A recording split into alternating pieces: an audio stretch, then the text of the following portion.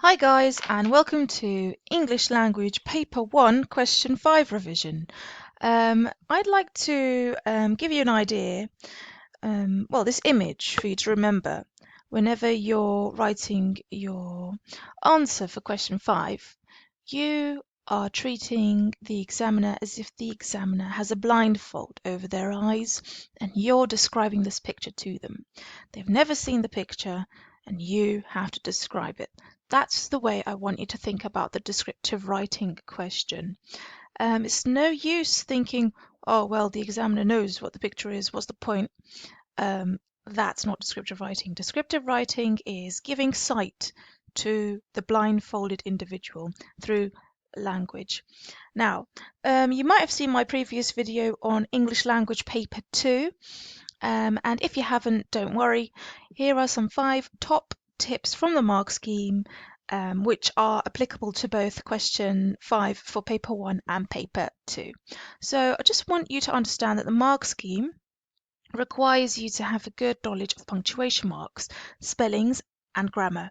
And as I said before, practice makes perfect. So go ahead and practice your spellings if you don't know how to spell. Okay, that's the only way you will get better. So spellings. Next, in the mark scheme, you need to remember to tap the question. So yes, this applies to question 5, paper 1, because if it tells you to describe and you've chosen the description, make sure that you actually zoom into the picture and zoom out of the picture and describe it rather than writing a story, and so on. If you've chosen the story option, make sure you're writing a story. You've got dialogue, you've got action, you've got movement. Whereas with description, I'd like you to stay in one particular place, zoom in on a particular thing and then zoom out on the particular area and then create the atmosphere. Bring to life the senses as if you're actually living and breathing in that place. Okay, next, you can map out and plan what you're going to write about and what you're going to describe. This is essential for the description question because some students really run out of ideas on what to describe or can't even think a way to start their description. But if you plan, my students have found it easier to describe once they've planned a quick 5-minute plan, just 10 minutes maximum. Now, the only thing that doesn't apply to paper 1 question 5 is using Pirate Mouse, Aforest or Trappers. You're not using persuasive techniques. I'm sorry, but if you're writing to describe, you're not using persuasive techniques. If you're writing a story, obviously you can have elements of persuasion if you want to persuade the reader to feel a certain way in your story, but you're not writing a persuasive essay.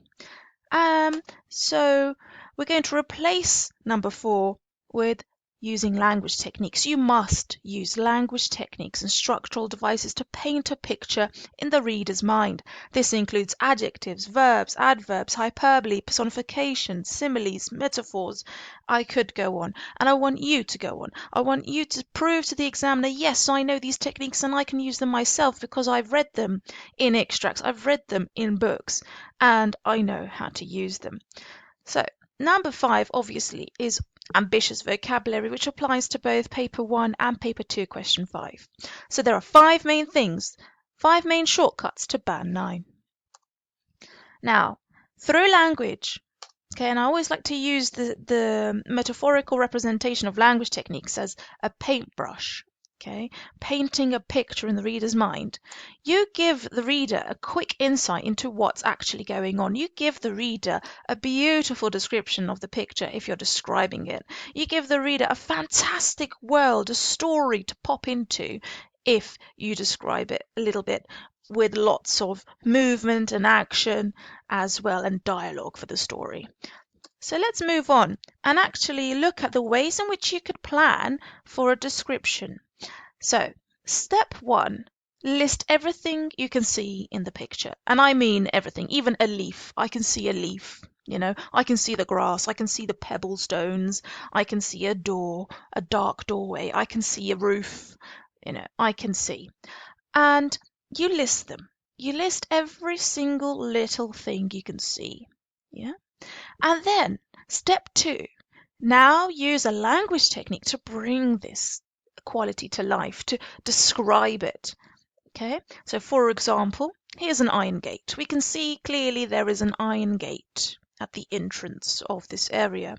So let's bring it to life and use a language technique beside it. So here's an example sentence. Across the field, I noticed an imposing iron gate standing alone in defiance of its age, rotten to the core. So notice how I thought about the genre of this story. I'm thinking, okay, I want to create a haunted feel. I want to create a gothic feel. So I'm going to even personify the gate so it sounds like it's rotten, it's evil. So the gate has been personified. I need you to now move on to the other item, for example, the big house or grass or house number, and use a language technique to describe it. And voila, you have lots and lots of ideas to go off and write about in your descriptive piece. Now remember, the beauty of a descriptive piece is to make sure you zoom in to a particular thing in the picture and then zoom out and remind the reader that you're surrounded in a particular space, in a particular atmosphere. And that is the art of descriptive writing. And remember, write a description, thank God, suggested by this picture. So yes, for those of you who are worried about being limited by the picture, you are allowed to describe a little bit of the things that are not actually there but relate to it really well. Okay, so for example, a shadow of a moving individual in one of the windows, you can add that, but I don't want a lot of this because that would move you away from description and throw you into the 0 marks for not answering the question. So be careful. If you want to add things that are not there, go ahead, but remember to describe what's there as well, because your task is to write a description. So excellent, that's description. Now, in order to improve your descriptive writing, those of you who think reading is for losers is absolutely wrong. I'm sorry. If you want to be a loser, don't read. If you want to succeed and get those grades and have a fantastic career, whatever, you need to read, okay?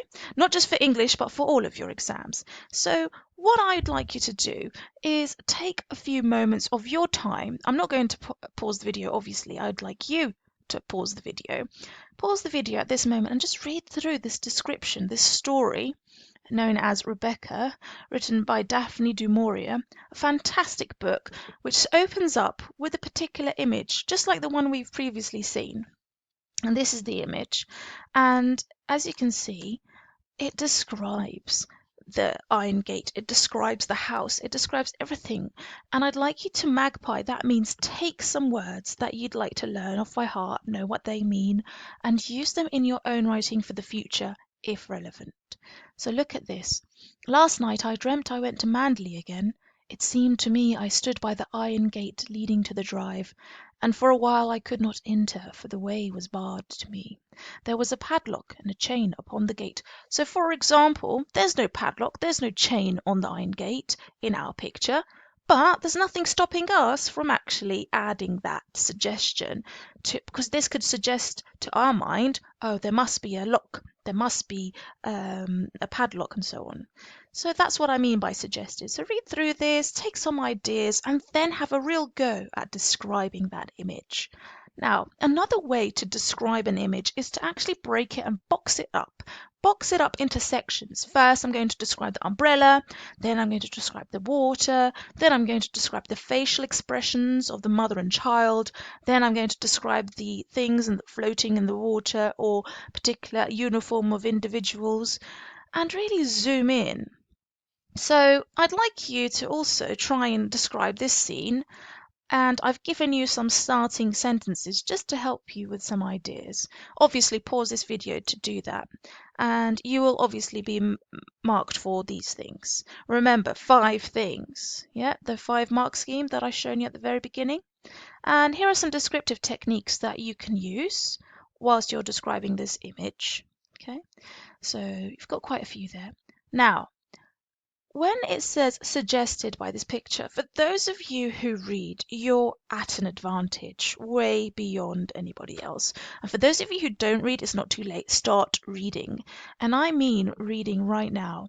So this image brings to my mind a story written by Charles Dickens. Great Expectations, fantastic story, and it talks about Miss Havisham. Now, Miss Havisham, if you haven't read it before, is a lady who unfortunately was madly in love, was about to get married, only the groom did not turn up, and her heart was broken. And she then decided, well, she went a bit loopy, unfortunately, and she stayed dressed in the same dress for years and years and years, and hates men. So I've got here for you um, an extract from that story in which the lady is described through another voice, okay, through one of the characters, obviously. And I'd like you to read it and look at how the description is created. She was dressed in rich materials, satins and lace and silks, all of white. Instead of saying she was wearing a wedding dress, she was dressed in rich materials, satin and lace and silks, all of white. Look at that, zooming into the different types of materials.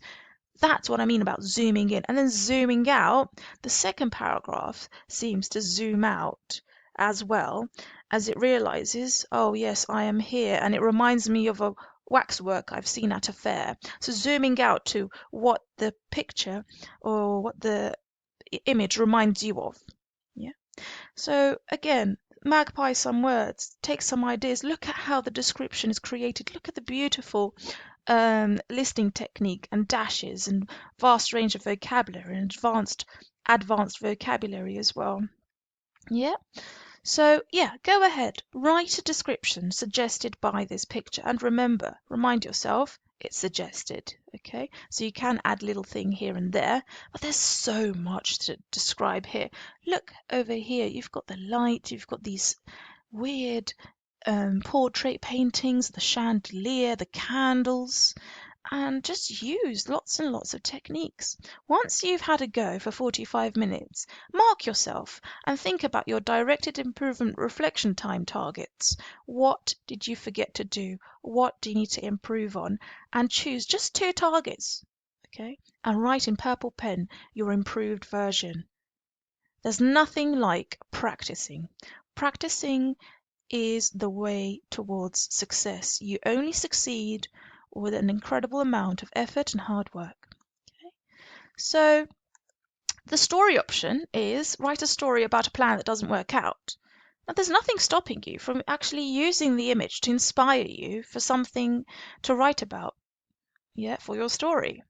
If the image, however, is not to your liking, obviously use SCSI to plan your short story if you've chosen the story option. So SCSI stands for setting, characters, actions. What are your main events in your story? And remember, there's a 5-part plan to stories. There's always going to be the exposition, the rising action, the climax, the falling action, and then the denouement, the resolution. Anyway, back to SCSI, then structure. That's what I mean about structure. You need to plan out carefully how you end your story, how you begin your story, the punctuation marks you're going to use. Is there going to be a flashback? And then ideas. Most importantly, what's your message to the reader? So this goes into SCSI a little bit more, with a little bit more detail. However, this individual has chosen to use the second S instead of structure for style, which I'm absolutely happy for you to choose as well, because it makes sense. Now, here are example ways of hooking the reader. If it says write an opening to a short story, then these are ways you can hook the reader in. You can open your story using these hooks. And if it says write the ending of a story, these are particular ways you could end a story. Okay, I'm just going to drag this down a bit so you can see this area as well at the bottom. Yeah, brilliant. Okay, and that is that. So please, if you like the videos, please subscribe, be wise and subscribe. And